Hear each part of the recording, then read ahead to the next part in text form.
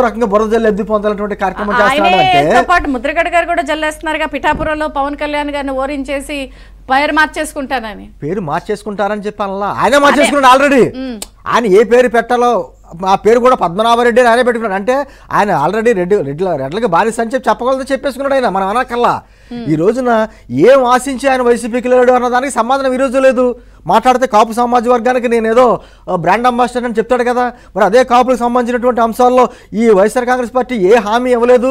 పోగా గత ప్రభుత్వం ఇచ్చినటువంటి అంతకుముందు చంద్రబాబు గారు ప్రభుత్వం ఇచ్చినటువంటి హామీని కూడా నెరవేర్చలేదు కదా. ఈడబ్ల్యూఎస్ రిజర్వేషన్లో 5% ఇస్తానని చెప్పింది, అప్పుడు అది కూడా తీసేసింది కదా ఈ జగన్మోహన్ రెడ్డి ప్రభుత్వం. మరి దాని మీద కూడా వీళ్ళకి సమాధానం లేదా? నేను పదే చెప్తాను, కాపు జాతికి సెగ్గడ్డ ముద్రగడ. ఎందుకంటే అతని వల్ల ఒక రూపాయి ఉపయోగం లేదు. నిజంగా అతను కాపు జాతి అంతా అతను వెనకాల ఉండుంటే 3 సార్లు ఎందుకు ఓడిపోతాడంటే కాపు నియోజకవర్గాల్లో ఆయన పిఠాపురంలో కూడా గతంలో ఓడిపోయాడు కదా. 3 సార్లు ఓడిపోయినటువంటి వ్యక్తి అతను వెనకాల ఏదో కాపు జాతి అంతా అతని వెనకాల ఉన్నట్టు అతను ఏదో ఓడిస్తాడంట. సార్ మీరు నా కళ్యాణ్ గారు అలాగే చెప్తూనే ఉన్నారు ఉప్మా పద్మనాభరెడ్డి అని. ఎందుకంటే వాళ్ళు పెట్టేటువంటి ఉప్మాలకో లేకపోతే టీలుకో ఆముడిపోయేటువంటి వ్యక్తులు ఎలా మాట్లాడతారు. నువ్వు అసలు ఇన్నాళ్ళు నీ రాజకీయ చరిత్రలో కాపుల గురించి మాట్లాడుకుంటూ వచ్చి ఆ కాపు జాతికి ఏదో నాయకుడిగా చెప్పుకుంటూ వచ్చిన వ్యక్తులు ఇదే కాపులకి ఏడాదికి 2,000 కోట్లు ఇస్తారని చెప్పి మోసం చేసినటువంటి జగన్మోహన్ రెడ్డి ప్రభుత్వాన్ని ఎందుకు ప్రశ్నించలేకపోయావు? ఏం ఇస్తారని కాపులకి నువ్వు ఆ పార్టీలోకి వెళ్ళావు అంటే నా ఇంటికి వచ్చి నా ఉప్మా తింటేనే తప్ప నేను రాను అనేటువంటి యుగోయిస్టిక్ ఫెలో అనేటువంటి ముద్రగడ పద్మనాభం మరి కనీసం ఇంటికి వచ్చి పలకరించలేదు కదా జగన్మోహన్ రెడ్డి. ఈయనే వెళ్ళాడు కదా, ఆయన ఏదో చెంచాలు పంపాడు. ఈయనే వెళ్ళి అసలు ఎటువంటి బేషరతుగా ఇచ్చాడంట. ఎందుకు బేషరతుగా ఇచ్చావు నువ్వు అంటే రేపు పొద్దున లబ్ధి ఏం చేయకూడుతుంది? ఇవన్నీ అక్కడ ఉన్నటువంటి కాపులు ఆలోచించరా?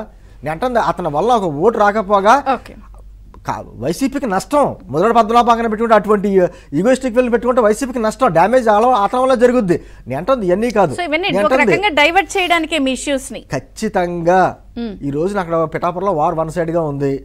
అందుకని కొంత మన ఆ గీత గారిని కూడా పాపం డబ్బులు ఖర్చు పెట్టుకోవడం కూడా వేస్ట్, అనవసరంగా మీరు పెట్టుకున్న ప్రతి రూపాయి గోదావరిలో వేసుకున్నట్టే అనేటువంటి భావన కలిగింది. కాబట్టి అక్కడి నుంచి జారుకున్నారు చాలామంది నాయకులు, వైసీపీ నాయకులు.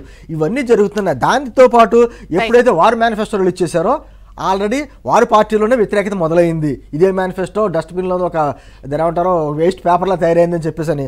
ఎప్పుడైతే కూటమి ప్రభుత్వం అన్ని రంగాలకి అన్నింటికంటే ముఖ్యం అంటే సమప్రాధాన్యత కాదు లాస్ట్ పెట్టాడు చూసారా, గుడ్ గవర్నెన్స్ అని. అది కావాలండి ప్రజాస్వామ్యతంగా. గత 5 ఏళ్లుగా వ్యవస్థలు విధ్వంసం అయిపోయిన వ్యవస్థలని మళ్ళీ పటిష్టపరచాలి. అదే సందర్భంలో ఈ 5 ఏళ్లలో కూడా శాంతి భద్రతలు లేకుండా అయిపోయినాయి, వాటిని సమకూర్చిపెట్టాలి. అంటే నెట్టంది మెయిన్ ఎప్పుడైతే శాంతి భద్రతలు బాగున్నాయో, సరైనటువంటి సుపరిపాలన ఉందో ఆటోమేటిక్గా రాష్ట్రం అభివృద్ధి చెందుతుంది. అటువంటి మాట ఎక్కడైనా జగన్మోహన్ రెడ్డి గారు వారి మేనిఫెస్టోలో పెట్టగలిగారా? లేదు. మేము వచ్చిన తర్వాత ఇచ్చేస్తామని చెప్పేది అబద్ధ హామీలు మాత్రమే చేర్చారు. కాబట్టి ఖచ్చితంగా కూటమి రిలీజ్ చేసినటువంటి ఈ మేనిఫెస్టో ఒక గేమ్ చేంజర్. అయితే ఇందులో 2 అంశాలు ఉన్నాయి. ఒక బ్రేక్ తర్వాత మాట్లాడదాం. ఒకటి